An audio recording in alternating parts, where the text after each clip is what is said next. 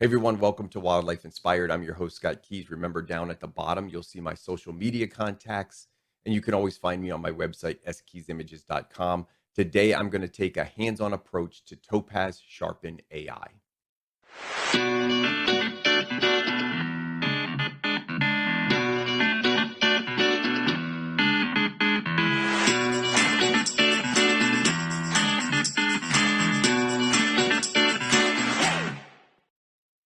All right, so before we get into Sharpen AI, I do want to tell you a little bit about my approach. I approach all of my tutorials and online help with a very hands-on approach. So in other words, as I learn, I like to get my hands on things, and I like to try to show that to the people that are watching. So for this video, rather than speak in terms of technical detail, I'm actually going to try to do the image. I'm going to show you the image and show you the results and show you what it looks like before and after using a variety of comparisons. Now, if you saw my video, and I'll put a card up here, it's on Topaz Denoise AI, which is my favorite piece of the Topaz suite.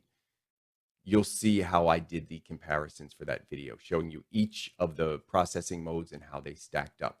For this video, I'm going to do the same, but because Sharpen AI works a little bit uniquely in terms of a tool, I'm going to actually take two different images, one that is fairly sharp out of camera and one that is not necessarily sharp out of camera. And I'm just going to show you what they look like. Now, I am an affiliate of Topaz, but to be honest, I give an honest recommendation of all of my products. So while I'm an affiliate of theirs and I certainly endorse many of their products, if I don't like a product, I simply won't endorse it. So let's dive right into this first image, and I'm going to show you what it looks like. This is a snow bunting. I captured it the other day, pretty close range. I shot this with a 400 millimeter lens, 2.8, and shot it at 2.8. You can see the colors here are really, really soft. This was just at sunrise. I've been playing a lot around with blue hour. So again, a little bit higher noise, sometimes a little bit slower shutter speed. But with these lighter exposures exposed to the right, you're not going to see a whole lot of the noise in here. You may see it around the eyes and the mask on this Horned Lark. But to show you the Sharpen product, what I'm going to do is I'm going to zoom in here a little bit. And I'm going to give you an opportunity to just kind of see what the details are. Now, details aren't bad. You could see, if I were to move it up, you'll see some feather details right where my cursor is on the right side of this image. Up around the head, there's some feather details. So I wouldn't say this is a soft image, but it's certainly not the super crisp image you'll get with more direct light. So the softer light generally does not show the details as well. So sometimes we want to sharpen those. So out of camera, I've got a fairly sharp image. It's not out of focus. There's no motion blur here. I shot it with a high quality lens. So this is about what you would expect in lower light. It's just not going to have the vibrant feather detail that you'll get sometimes with a little bit stronger light. But it's a very usable image, and I love these soft tones. So I just want to sharpen it up a little bit. So what I'm going to do, you can, by the way, you can bring these raw files. It will process the raw file. You can bring that into Topaz Sharpen AI. I don't find that that is the best solution. I will tell you, you will read tutorials that tell you to bring it in as early in the stage as possible. So what I do in my workflow is I bring it in, I make my adjustments in Lightroom or Camera Raw, hue, exposure, saturation, things like that. So this one has some slight adjustments on those things, but I haven't applied any sharpening in Lightroom or Camera Raw. So this, I move the sharpen slider all the way to 0. Now, shooting a raw file, especially if you've got, depending on the camera body and how the filters are in the camera body, you may get a little sharper or a little softer image in the camera body itself. So it may not capture all the details. So there are other methods of sharpening. I actually have another video coming out. So if you're watching this early, it's probably not out yet, but I'm going to put the card up there when it pops up. And in that one, I'm actually going to compare Sharpen AI to a bunch of other sharpening techniques, but this one is just about Sharpen AI.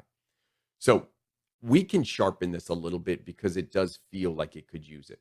All right. So I've made my Lightroom adjustments. I bring it over to Photoshop. First thing I always do is duplicate the layer. So I've always got the background layer protected. And with this one, I'm simply going to go. The great thing about all of the Topaz products is they work as a plugin, both in Lightroom and Photoshop. So there's my Topaz AI. Now, I'll be honest, as this is loading, one of the things I don't love about this sharpening process is the speed of operation. Uh, for the record, I'm running a computer that's about 3 years old. It's a Dell, pretty standard, not a super, super high end computer, but it's certainly not 10 years old. So it's a decent processor. I think I've got 32 gigs of RAM in here, so plenty of RAM. And I've got a dedicated NVIDIA graphics card. So again, it's a few years old, but it's a pretty, I would say it's a pretty standard average computer. It's good. It's not the fastest thing in the world. It's not built for blazing speed, but it's also not a dinosaur. So the processing speeds you're going to see here, I would say, are pretty average. So if you've got a super fast computer, your processing speed in the application is going to be a little faster. If you've got a dinosaur, it might be 2 or 3 times slower. Now, I'm going to walk you through a Sharpen AI. So if you could follow my cursor up here to the top left, you're not going to see a lot of options up here. So you're under File, you'll see Preferences. I only want to take you to one setting in here, and that is, I don't want to allow anonymous data collection. It's actually down here under the Performance, Enable Discrete GPU. If you turn that on, it will allow use of your dedicated processing or your graphics card. So I keep that on, but there's really not a whole lot else to do here. You will see allow graphic memory consumption. I keep that on medium. It does say that you may have issues if you move to high. Moving it to low is more stable, but a little bit slower. So again, I'm trying to keep everything down the middle here. Everything is neutral in middle. So not a whole lot under preferences. So you can see there's not a whole lot happening here in terms of adjustments that you can make. When you look over on the right side of the screen, we'll spend a little bit more time here, but you'll see sharpen, stabilize, and focus. These are the 3 different modes that it uses to render your image or sharpen your image. We'll get to those because we're going to spend more time there. Down at the bottom, you're going to see a filter for mask. Now, this is a powerful filter. I will tell you, for this tutorial, I'm not going to use it. I will show you quickly what it does. And as with any mask, it simply applies the sharpening where you want it. So if I click on the mask, you'll see it's going to take a minute here to detect. It says detecting objects. So it's found what it wants to mask. The overlay option will simply show you where the mask is going to be applied. So now anything in red, it's going to apply the mask only there. If I want to remove that mask, I can come over here and click subtract, and you'll see the minus sign. And as I paint, it will remove the mask. There's a couple other things in here I'll touch on quickly. There's a thing in here that says fixed object, bird. It's going to try to, if you do that, it's going to try to determine the subject. Now, it doesn't do a phenomenal job. It certainly found the subject, but I think if you mask it yourself, you'll probably get a better, kind of a better ability to get the fine details in there. I also don't like to mask over my subjects. I typically am conservative and I mask on the inside borders so that the areas inside the borders are sharp, but I'm always hesitant to go above those. You'll see another option here for edge aware. Now, edge aware, let me make sure I'm adding. Edge aware is going to try to take, you'll notice I'm going over the subject a little bit, and it's going to try to take and just determine where that edge is. So you can see it did a pretty good job up here, and it missed a little bit over here. Generally speaking, if there's a nice separation, it does a pretty good job. The closer you get, the better. So if I just go a little bit over here, it normally will find that edge pretty nicely. All right. The only other things down here you can adjust are the radius, which is how big the brush is, the threshold, which think of that as the hardness. So it's either a hard brush or a soft brush. It's the amount of distance from the hard edge to the soft edge of that brush. And then opacity, pretty standard. I keep that at 100%. Generally speaking, I keep the radius around 50, threshold around 50. And if you need to be more detailed, you can certainly tighten this threshold up. And what you'll notice is the brush itself, let me go the other way, will get tighter. So now you can see the edge is tighter to the middle. So that's what that threshold will do. At 100, it's the softest possible. So now it's very feathered. We would call that feathered. All right. So that's what the mask does. I'm not going to use this. So I'm actually just going to remove the mask and get back into the view so I can apply the sharpening. Now, the great thing about the newest versions of Sharpen AI, and I'm actually on version 2.2.4. This is as of March 2021, the latest version that they have out. We can go into single view. So if we just want to look at one of the sharpening modes, we can do that. We could compare a split view. So we can use this slider to go back and forth, and that'll show you what the before and after was in the mode that you selected. We could also do a side by side. So it will show you the original unsharpened plus the mode that you're working in. The one I normally like to use, and the one I'm going to use for this, is comparison. And this brings up in the top left-hand corner, we'll have the original version, and then the other three windows will contain the sharpened versions. Now, there's three modes that we use. I mentioned this before: sharpen, stabilize, and focus. And in those three versions, there's some adjustments that you can make. Now, what I did is I went ahead and standardized all of these. So in my noise suppression, I'm adding no noise to this at all. So I'm going to turn that down to 0. I'm going to start with just a sharpness around 50%. And I'm going to go to the first window, which is sharpen. Typically, when you have a sharp image, Topaz will recommend that you use the sharpen filter to make it a little sharper. Stabilize is a little more applicable for motion blur. So if you've got a little motion blur in there, they would recommend that you try stabilize. And focus is for those images that are slightly out of focus. It's a stronger algorithm, and it's going to try to tighten up pixels and bring them closer together. So is there a difference? We'll find out. I'm going to try to apply the same settings to all three and then compare them in Lightroom. So first we have to click update so that we'll get the preview. Now, there is a mode up here for auto update. And what that means is every time you move the image, it's going to re-render. That will take a lot of time. So what I do is I get it where I want it, and I simply click update. That way I'm only rendering when I've got it where I want it. And if I accidentally moved it, I'm not wasting time. So you could see that rendering process was fairly quick. I'm going to go down to stabilize, leaving the exact same settings, 50, 0, and no grain. Grain adds a little bit of noise or noise-like grain back into the object. I normally do not add noise back in or grain back in, but there are applications where you may want to do that. Okay, so now I've got my sharpen, and that one's done. And I've got stabilize, and that one's done. And now I'm going to go down to focus. Now, again, I've got a fairly sharp image that I started with. So we would assume that the best one to use is sharpen, but we'll see how all of these went. I used this slider before I started recording, and I just wanted to play around and see like what setting kind of gave me the best results. All right.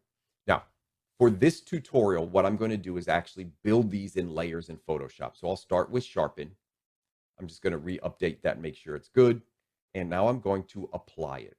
Now, here's where the processing time is going to take place. For the first run through, I'm going to let it run, and we'll see how long it takes. This can get a little painful depending on how big the file is and what mode you're using. This is the fastest of the three modes in terms of processing times. So I'm just estimating in my head, it's been about 10 seconds, probably about 20 seconds. You may hear my fan kicking in, so that's that processing time. And sometimes the video will even slow down when I'm recording. I'm guessing 30, 35, 40 seconds, somewhere in that range, 30 to 40 seconds. And then I'll just go ahead before I forget, and I'm going to rename this layer. Let me just double click on it, and I'll rename this Sharpen. And that was at 50 with 0 and 0. So 0 noise reduction and 0 grain. All right. Now, in order to save time, I'm just going to go ahead and duplicate these layers, and I'm going to run them through Topaz in the other modes. So I'm going to run it through focus and stabilize. I'm going to pause this video so that I don't have to, so you just don't have to watch it process. And then I'll come back and we'll compare them. So here's the pause, and I will be back. Okay, so what I did is I basically reran the program, and down here, It's going to be a little small for you to see, but in my layers, I actually recorded the mode, the settings, and the time that it took. So sharpen was 50:00 at 35 seconds. So let's compare first. Let's just start with sharpen, and we'll just see how it stacks up. I'm going to zoom in here. I'm at 130, 150%, somewhere around there. Okay. So this is the original right here. It appears as though I may have put a little black dot in my image somewhere. I think that was me when I was messing around. So I'll take that little black dot off. Okay, so this first setting was for sharpen 50/50. And again, that took 35 seconds to run. That's the original image. That's the sharpen at 50%. I will tell you, it looks like there's not a whole lot that happened. I'm going to zoom in. Now I'm really tight at 300, just so you can see that it did do some sharpening. Okay. Before and after. I'm going to zoom out. Now here's the stabilize. Let me take this off. This is the original, and they're stabilized. Now that you should have seen it tighten up the pixels right away. So I'll do it again. Original and stabilize. So you can see it tighten up the pixels. When I zoom into stabilize, you're going to see, however, it added more texture in the background. With masking, we can remove that. So I'm not worried about, where that is in the background right now. I applied no noise reduction to this. Here's the original. And this is stabilized. And again, this is the one that tries to correct motion blur. So it really tightens pixels together and anticipates where motion blur may have occurred and then tightens those pixels up against it. Let's compare sharpen now to stabilize. So there's sharpen and there's stabilize. You can see stabilize on the screen, especially on YouTube. It may appear that it's a better sharpener, but I will tell you when you look in close, it actually looks like there's some more artifacts in there as well. So yes, it looks sharper from a distance, but a little more artifacting. And let's see how those stack up to focus. Again, at 50/50, the recording time on focus was 110 seconds versus 35 for sharpen. Now on focus, one of the things you got to look at out here is what happened to the background. In here, it added a lot of noise. You can actually see it made this anomaly out here where there may have been some patterns and it tried to sharpen them, but it shouldn't have. It should have left it smooth. Again, remember, zero noise reduction. So that may have compensated for some of that. And when I dive in close here, again, looks sharpened, but there's a lot of little stuff happening in these feather details. Some blues got introduced, some cyans got introduced. So let me run it through all three. This is the original, sharpen, stabilize, and focus. Between stabilize and focus, stabilize was the most inconsistent in terms of leaving some noise in there. Focus was the most inconsistent. Stabilize appeared to sharpen it the most, but also had more artifacts and blues introduced around here. And then sharpen had the least amount of that, but it also did apply the least amount of sharpening. Remember, I did these at default settings. So what I did now is I went back into Topaz Sharpen, and I tried to get optimal settings. What can I do to make this image look the best? And the interesting thing is it was back at sharpening. And here I just had to go a little deeper with the sharpening. So there's the original. And I went 80 on the sharpening and 30 on the noise reduction. Took a processing time of 35 seconds. So again, it was a faster processing time. And I seem to get the best compromise of results here. So here you'll see this is off. And now I'm turning it on.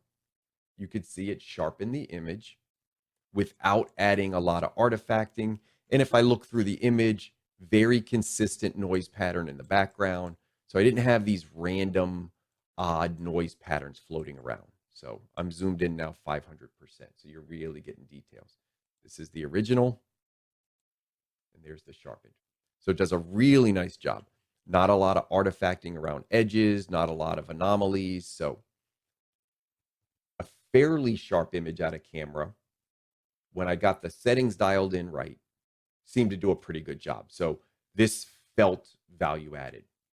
Now, I'm going to go over and show you another image real quick. We're going to do the same process on another image, which is soft, and see if any of these sharpening tools work for a soft image. This is a GAD wall, and I photographed this. And when I zoomed in, I loved the light here, by the way. I had some pre-dawn color here. little bit of light just starting to get on its head, but the clouds kind of kept these cool tones. So I love this mixed light. It's my favorite time of day. The sun is just coming over the horizon. And again, a little more noise, sometimes a little softer image. A couple things affect sharpness, and one of them is heat diffraction. And you're like, Scott, it's this day it was 20 degrees out. What are you talking about heat? This isn't like heat hitting a black cement and coming up. Well, kind of is. It's just an air temperature difference from the surface of the water to the air. And often, if you shoot at sunrise in the winter at low angle, the lower you are, the worse it is. That's where all the diffraction is, right at the surface. You get soft images. And people always tell me my camera's not focusing. Yet it's struggling because of that diffraction. So if we zoom in on this, I have an image that I like, but I'm thinking, man, this is not where I want to be in terms. Let me just get this to 100%. This is not where I want to be in terms of image quality. So maybe you can see this. Maybe I'll have to get in a little tighter. Okay. So what I did is I started with this image, which again, let me get in a little tighter here. All right. I started with an image that was a little soft. Let me even get in tighter so you can see it. All right.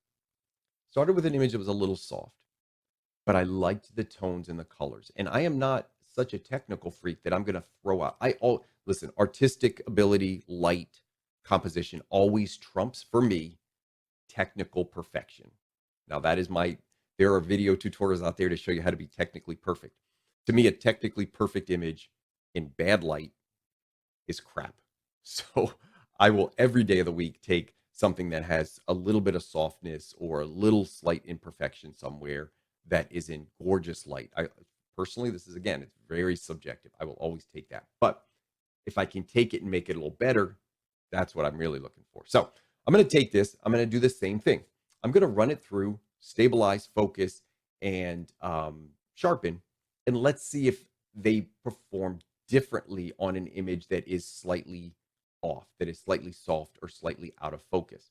So I'll pause the video, come right back, and I'll show you what I come up with. Okay, so I ran it through. Now the processing time was very similar in terms of sharpen being the faster and stabilize and focus both being about twice as slow to process. I told you there's some benefits and the downsides to Sharpen AI. The one thing I'll say is the main downfall for me is the speed of processing. It can feel cumbersome. And because you're dealing with sliders and you're making these, let me adjust it a little more here and let me turn a little bit of this up and turn a little bit of that down. Each time you do that, it renders, it's a slower process. And then finally you update. It's another, let's say a minute on average to update. And while it's not the end of the world, if you've got other stuff to do or if you've got that time, it's great, but it can feel a little slow at times. The upside is it works. Like it absolutely sharpens the image. So let me show you kind of what I came up with. Now on this one, for this, because it was a little softer, I bumped all of the settings up to 75. So I went 75, 0, 0. And then I found what I thought to be the best of all the sharpening was. So this is sharpen. I'm just going to stack them right on top of each other. So this is sharpen, the original sharpen at 75, no noise reduction. Stabilize, you could see this one actually got a little crunchy at 75. So this one tried to recover, and again, a little more artifacts than sharpen, but definitely tightened it up more. Focus went nuts again on me. It went up into this area. I don't have the noise reduction on, so it went up into this area and tried to sharpen something up there. So this one got a little wonky on me. Now remember, you can also mask in the sharpening in Photoshop or over in Topaz. So most of the time, if I was sharpening, I would just put a mask on. So let's say I was dealing with this focus layer. Very easy. And if you don't know how to make masks, there's a million tutorials on it. But you can simply put the mask that you want on and then just paint in. And I'm going to paint in white. So I've got a black mask and I'm painting in white. And I'm just painting in the areas where I want it. And with this for sharpening, I'm not crazy with detail the same way I am with denoise. I'm just kind of putting it in here and there. Sometimes I'll even turn down the opacity and just add a little bit to get some a balance on the subject. but I'm not really worried about perfect edges. I'm just mostly worried about getting the feather details up in here. So that's the type of masking you can do. So while that one got real wonky, by using the mask, I eliminate that and I just put it on here. So let's just compare the head now. So here's sharpen 75, stabilize 75. You can see that big dramatic jump, and then focus 75. So focus did a pretty good job in some areas, but again, it went crazy on the outsides of the borders. Now, to optimize this, let me try to find the best setting. And what I personally thought was the best setting was sharpen. Sharpen 95 with 30% noise reduction. And here the effect wasn't as dramatic as some of the others. So there's focus and there's sharpen. But without using any masks, it actually did a nice job recognizing the background and reducing a little bit of that noise without introducing a lot of the cyans or blues that I saw in stabilize here. And if you look into some of these details around the bill, you'll see some cyans and blues being introduced. But here's one of the things I wanted to also show you. I'm going to put on the best sharpening that I found. And oh, by the way, I have a link at the bottom. So if you've made it this far through the video, please see the link. There's actually a link to this product. And at the end, I am going to tell you my recommendation and my endorsement. So hang on to the end or fast forward to the end. But see the link down there. There's a coupon code. Use the coupon code with the link. You'll get the savings. So if you like the product, take advantage. Obviously, you could see it works. It's just which one is the best. Now, I'm going to refer you back to that video on Denoise. What happens if I take Denoise AI and just run it through one of the features called Clear AI? And Clear AI is kind of like a one-stop shop. It's included in the Denoise AI software, but it absolutely adds a little sharpening and a little noise reduction all at the same time. It does not have the adjustments of the sliders. It's almost to me a standalone. It's almost like it should be its own software because it's like a hybrid of sharpening and denoise, but they put it into the denoise suite. In my opinion, they could have easily added it into the sharpening suite. Watch what happens here. This is the best sharpening that I could come up with. Now I'm going to use denoise, and again, remember this is not a sharpening program. It's marketed as a denoise program. Notice the eye here. I'm going to go to the original. That's the original. Here's the denoise. It absolutely sharpened in all of these areas. There's no mask applied here. It did not sharpen around the edges, so it left the background smooth. I applied medium noise reduction to this. There's the original. It doesn't look like it actually touched the noise much at all, but up here in the eye, you'll see it went from a little softer to a little tighter, and it did a pretty good job. It didn't add a lot of extra gunk in there. The settings for that were on medium noise reduction and high sharpening. Let's go back to that Horned Lark. Let's see if the same thing applies here. This is the original. That's the best sharpening that I could get with the Sharpen filter in Topaz AI. Now let's check AI Clear. AI Clear on the medium setting for sharpening actually sharpened this image more than the sharpen setting did. So that's odd, right? It's included in the denoise suite. Did it also deal with the background? Here's the sharpen with a 30% noise reduction in background, and then denoise removed a little bit more noise in here as well. Here's the sharpen. Here's the denoise. So again, it feels like it actually Denoise AI, or I'm sorry, the AI clear mode of Denoise did more sharpening or as much sharpening as the 80% slider on the Sharpen filter of Topaz Sharpen AI. I think I got that right. So while I say Topaz Denoise is a great one-stop shop because that AI clear mode is kind of like a jack of all trades, a little bit of noise reduction, a little bit of sharpening, but there are times when it just isn't going to give you what you need in terms of sharpening. So here's why I say if you've got the extra money and you can afford it, here's a good tool. And this is the image I took the other day. And I wanted to include it in this video because it's a great example of how sometimes one product may work for one thing, but not another. So it's all very And again, I like to be really hands-on with this stuff and show you exactly how it works. So watch this. I took this image and I thought, oh, you know what? This is pretty good, right? I got this beautiful light, point blank. By the way, this is almost uncropped. This is basically out of camera with a couple of tweaks in Camera Raw, and I brought it over to Photoshop. And then I got in here and I wanted to look at noise and sharpness, and I thought, it's not great. So does it take away from the overall? No. Printed, smallish, this is going to look great. Viewed on the web, nobody's going to see the lack of clarity in the eye. But what happens if I wanted to print this bigger? Which, honestly, this is a pretty nice image. This may be something that I want to print, or somebody may ask to be printed, or I may submit this into a contest.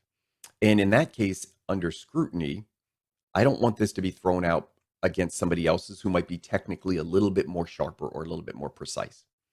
So I took it over to Denoise, and apples for apples with the Denoise only run. I used AI clear on the high setting, and here's what I got. Now, little better. There's without it. There's with it. Slight improvement. Took out a little bit of noise. Like I said, the one-stop shop, a little bit of sharpness, a little bit of noise reduction, but these were the highest settings available. It didn't make it quite what I wanted. So then I thought, oh, shoot, let me see what Sharpen might do with this. So let me pull up what I took a screenshot of Sharpen, and these were the final settings that I played around with. Now, again, with time, it took a while to get there because I had to process and process and process. So this quick edit, which was really nice out of camera, started to turn into a much longer process. But look at the difference in these 4 screenshots, or these 4 modes. You see the original versus the 3 processing modes. And look at that bottom one. Now, I didn't use focus in the original video example that I made for this, but here's an example where I think focus did a great job, but there are a couple little issues over there. And those issues are falling around kind of that where the white meets the black. It's over sharpening those areas. So while the eye looks pretty good, those other areas don't. So what do we do? Well, let me show you. I'm going to bring it back now into Photoshop. And I'm going to okay, here we go. I'm going to first run it through Denoise because I want to get rid of the noise with the cleanest software that I have. So I ran it through Denoise, and I don't need my images to be glassy clean. So you could see there's some noise reduction in here. It's a little bit better. Let me show you the original. So there's the original, and there's the noise reduction. I ran it with 80% noise reduction, 20% sharpness, and 30% recover details. And that keeps a little bit of that grain back in there. So that's for me, that's fine. But again, the eye's not where I want it to be. So then I took and I ran it through that Sharpen AI focus at 100% with a 35% noise reduction. Let's look at that. Bang. Look at that thing. Now, it also, because I had some noise reduction, it also removed a lot of the noise in the background. There's some color noise back here. So, but notice the areas I had problems with right here. So the eye I liked, some of this bill I like, but real close, you could see a little bit of artifacting around edges. So it's got some really good and some really bad. So what do? Well, in Photoshop, once you become proficient in it, it's very easy to start blending bits and pieces from one image to another. So what I'm going to do is actually use a layer mask, and you can drag it down here, or you can just click the button. And I'm going to use the mask on and off. So I'm going to turn it off right now, and then I'm going to selectively paint in where I want it. So the way these layers work, if you've, by the way, on my, I do these tutorials. This isn't a tutorial about masks, but I just want to show you the what you can achieve by using these bits and pieces. So I've used both Topaz softwares in this edit. Got the mask on, and now I'm going to paint, but I'm not going to paint it 100%. I'm going to paint down here, let's say 50% around the eye. And what this is going to do is it's going to slowly bring that edit from the sharpen. So I'm slowly going to add the sharpening over the denoise. And I may get it up to around 100% here. But notice the eye looks sharp, but now the other areas look a little softer. So I'm going to go to 20% opacity, and I'm going to start blending out from the eye to the hood. And this is going to slowly introduce the sharpening that's on top of that noise reduction layer. I'm going to paint a little bit around here. Now, here's where those problem areas were. So I'm going to go easy in here.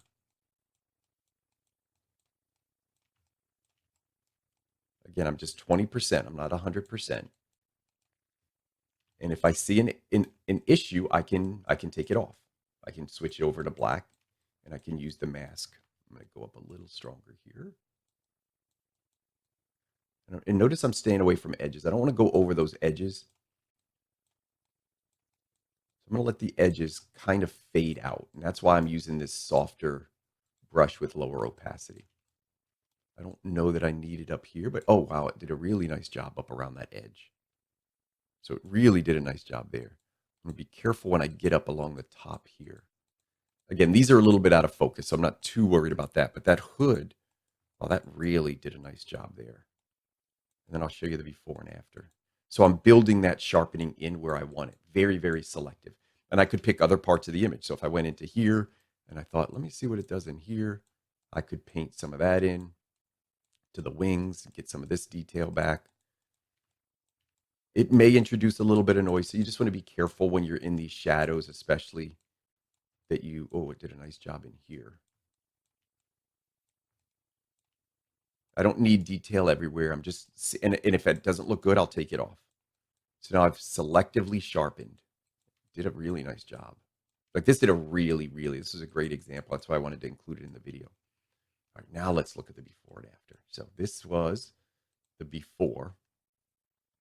And then with all of my edits, that's the after. Before, let me zoom in a little more, and after.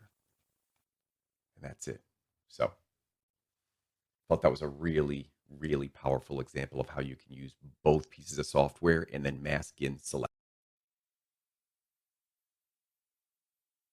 So pretty impressive. Now, what do we learn from this? What's the takeaway? Well, I'll tell you. For me, the takeaway is this.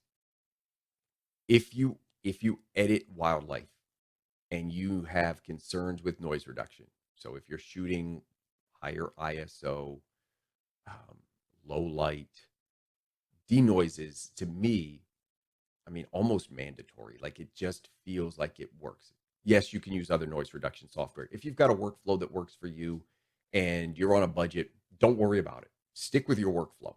But I've been editing bird photographs for 8 years. I can tell you that this software has saved me time and energy. And the nice thing about that AI clear mode is that it does a little bit of both.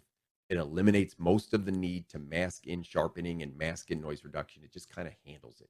So if I only had one product to endorse, I would endorse the Denoise software because you get a little bit of that sharpening. You saw a fairly sharp image and it just popped a little bit. You don't get the slider adjustments with that. So if you need more fine control over your sharpening, then Topaz Sharpen AI is an excellent option. I always tell people, they're like, Scott, what do I need? What software do I need to buy? I get this question a lot on social media, right? Like, should I buy this or should I buy that? Here's what I tell people. If you're on a budget, get Topaz Denoise AI. Just get it. Scrape up the $60 or $70. Use my coupon code. Get another 15% off. If you have expendable income, if there's a little extra in your bank account, or you've got, you worked hard all your life and you've got a retirement and money, the next food or the next meal isn't your concern, get the Topaz Sharpen. It's just a nice addition to the suite. If you've got a problem where you need to recover motion blur, Denoise is not going to recover the motion blur. It'll help you with some out of focus issues, and it will do a really nice job on in focus subjects that just need a little pop. It does a really nice job with that, but it's not really a recovery tool. The Sharpen AI does have the ability to correct things like motion blur, which we didn't really explore in this video, but we did explore kind of those softer images versus a relatively in focus image. So that's my recommendation. My recommendation is, if you don't have the money, go get AI, go get Denoise AI and just make that your first purchase. If you've got that little extra and you want something extra and more control, those sliders are going to help you. Go over and get Sharpen AI. It really, I've had it for a couple years. I don't use it in all my workflow, but I definitely use it and I can definitely say it works. So my next video is going to be to compare all different forms of sharpening. So I'm going to show you, I think, 6 or 7 ways to sharpen an image. And I think you'll find that one really helpful. So thanks for tuning into this one. I hope you enjoyed it. I always appreciate your support. I love the comments. Please, if you watch the video, thumbs up. I don't care if you give me a thumbs down, but like honestly, put some time and energy into this stuff. It's free content for you, so I hope you enjoy it. Comments I really, really do like. So thank you for your continued support, and I hope we can continue to find inspiration in wildlife together.